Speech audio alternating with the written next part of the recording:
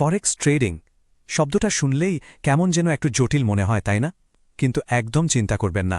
আজকের এই আলোচনায় আমরা কারেন্সি ট্রেডিংয়ের একদম মূল বিষয়টা খুব সহজভাবে বোঝার চেষ্টা করব। তো চলুন শুরু করা যাক। সবার আগে যে প্রশ্নটা মাথায় আসে সেটা হলো, যখন কেউ ফরেক্স ট্রেড করে তখন আসলে কি কেনাবেচা হয়? কোনো কোম্পানির শেয়ার, সোনা, নাকি অন্য কিছু? সবচেয়ে সহজ উত্তর হল টাকা। কিন্তু এখানেই ব্যাপারটা একটু গুলিয়ে যায়, কারণ এটা তো আর হাতে ধরা ছোঁয়া যায় এমন কিছু না। মানে কেউ তো আর বস্তা ভরে ডলার বা ইউরো কিনছে না।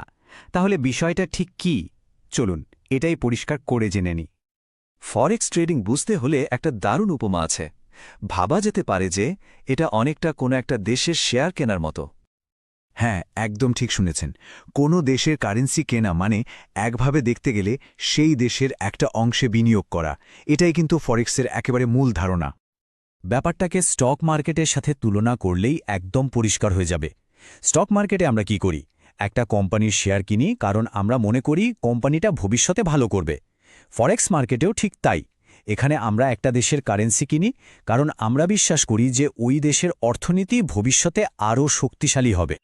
তার মানে সোজা কথায় বলতে গেলে একটা কারেন্সির দাম আসলে আর কিছুই না, এটা হলো ওই দেশের অর্থনীতির স্বাস্থ্য কেমন তার ওপর পুরো বাজারের একটা সম্মিলিত মতামত। অর্থনীতি চাঙ্গা হলে কারেন্সির দাম বাড়ে, আর নড়বড়ে হলে দাম কমে যায়। চলুন এবার ফরেক্স মার্কেটের বড় খেলোয়াড়দের সাথে একটু পরিচিত হওয়া যায়। এদেরকে বলা হয় মেজর্স, মানে এগুলো হলো সেই কারেন্সি যেগুলো বিশ্বের সবচেয়ে বেশি ট্রেড করা হয়। এদেরকে মেজর বলার কারণ হলো এরা বিশ্বের সবচেয়ে বড় আর শক্তিশালী অর্থনীতির প্রতিনিধিত্ব করে, আর ফরেক্স মার্কেটের বেশিরভাগ লেনদেন কিন্তু এদেরকে ঘিরেই হয়। তাই যারা নতুন ট্রেডিং শুরু করে তাদের প্রথম পরিচয় সাধারণত এই মেজরদের সাথেই হয়। এখন এই মেজর কারা তা নিয়ে একটা মজার ব্যাপার আছে। এখানে দুটো দল আছে বলা যায়।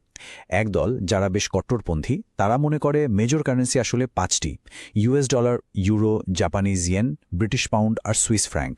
আর আরেকটা দল আছে যারা একটু উদার, তারা এই 5টির সাথে আরও 3টি কারেন্সি যোগ করে: অস্ট্রেলিয়ান, নিউজিল্যান্ড এবং ক্যানাডিয়ান ডলার।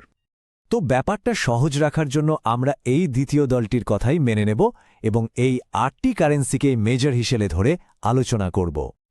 তাহলে এই 8 মেজর হল US dollar, euro, Japanese yen, British pound, Swiss franc, Canadian dollar, Australian dollar এবং নিউজিল্যান্ড ডলার। এবার একটা মজার জিনিস শেখা যাক, ফরেক্সের নিজস্ব ভাষা। মানে এই যে কারেন্সিগুলো 3 অক্ষরের নাম, এগুলো কিভাবে তৈরি হয়? এর পেছনে কিন্তু খুব সহজ একটা নিয়ম আছে। ঘটনাটা হলো 1973 সালে আইএসও, মানে ইন্টারন্যাশনাল অর্গানাইজেশন ফর স্ট্যান্ডার্ডাইজেশন, সব কারেন্সির জন্য এই 3 অক্ষরের কোড সিস্টেমটা চালু করে। আর সেই থেকে আজ পর্যন্ত সারা বিশ্বে এটাই স্ট্যান্ডার্ড হিসেবে ব্যবহার করা হয়।